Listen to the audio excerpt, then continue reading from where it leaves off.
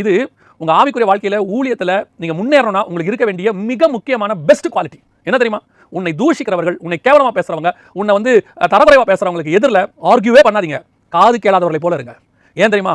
நீங்கள் அப்படி இருக்கும்போது உங்களுக்காக வழக்காடுகிறவர் கர்த்தர். அதான் ரொம்ப முக்கியம். பல நேரங்களில் கர்த்தர் உங்களுக்கு ஒன்று சொல்லியிருப்பாரு, டிஸ்கரேஜ் பண்ற மாதிரி ஒரு கூட்டம் எழும்பும்.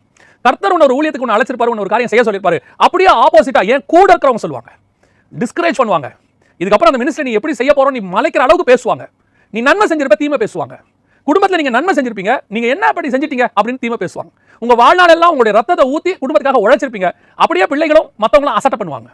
அந்த நேரத்தில் அவங்க பேசக்கூடிய காரியங்களுக்கு வசனம் சொல்லுது, காது கேளாதவளை போறீங்க. அதான் நல்லது. ஏன் தெரியுமா? இந்த காது கேளாதவனை போல நீங்க இருந்துட்டீங்கன்னா அதை கேட்கிறவர் கர்த்தர். உங்களுக்காக நீங்க வழக்காடாதீங்க, உங்களுடைய நன்மையை நீங்க சொல்லாதீங்க, உங்களை பத்தின சாட்சியை நீங்களே சொல்லிட்டு இருக்காதீங்க. நீங்க உண்மையிலே நன்மை தான் செஞ்சிருக்கீங்க, அது உங்களுக்கும் தெரியும், ஏன் சொல்றவனுக்கும் தெரியும். உங்ககிட்ட உதவி வாங்கினவனே உனக்கு அகைன்ஸ்டா பேசுவான், உன் கூட இருக்கிறவங்களே பேசுவாங்க, உன்னை பத்தி தரக்குறைவா பேசுவாங்க. காது கேளாதவனை போல இருங்க.